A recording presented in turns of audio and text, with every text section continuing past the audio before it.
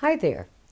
I'm Naomi Sokol, author of this book, Men of Bold Vision, the story of the Sokol Brothers Coat Factory in New Britain, Connecticut.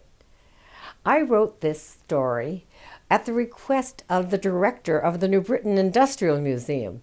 At one time, New Britain, Connecticut was the hardware of the city.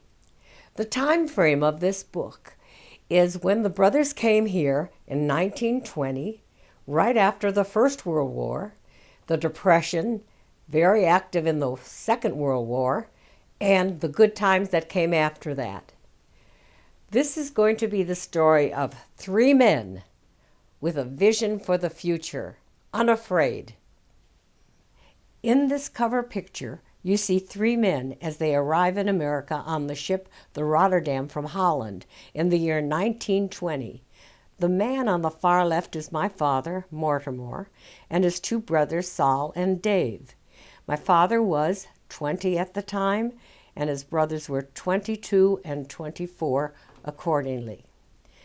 I say that they are men of vision as I compare them to our fabulous forefathers who arrived here too.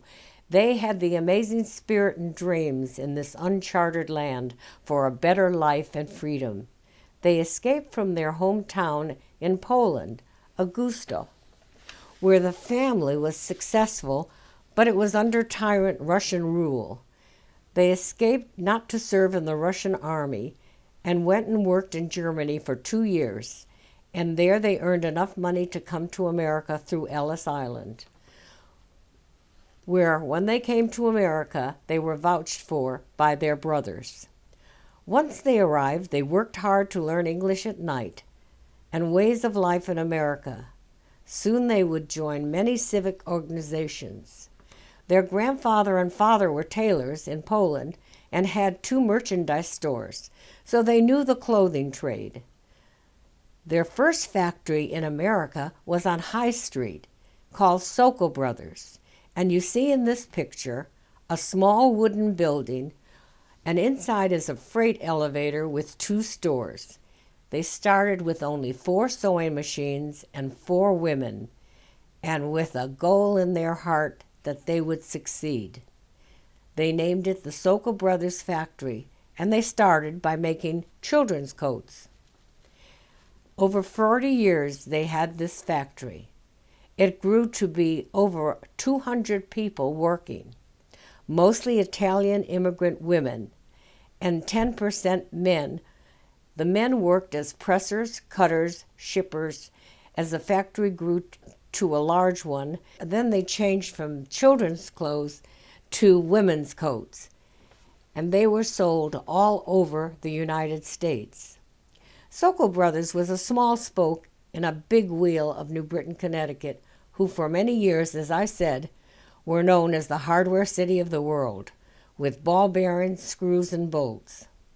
The factory of Sokol Brothers was a team effort, men and women working together.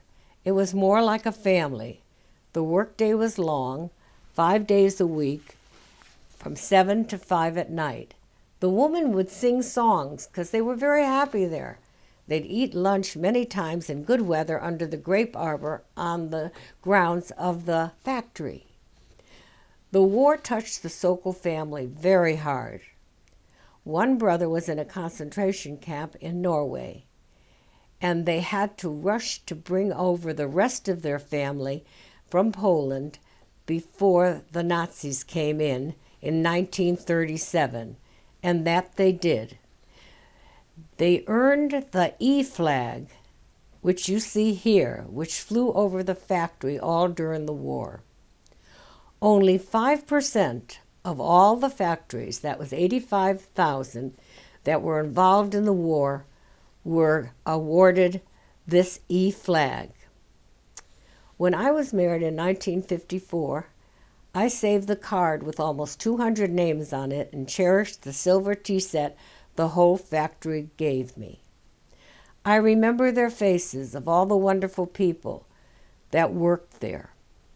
During the war, they worked real hard on a change of the sewing machine needle, and they built and made Eisenhower jackets, trench coats, and peacoats. The amazing people in the Sokol Brothers Factory were wonderful, dedicated people, and they worked like the beehive of the New Britain, Connecticut seal, a beehive working together. Industrial fills the hive and enjoys the honey. Every one of us can be truly proud to be part as what has been called the country's greatest generation.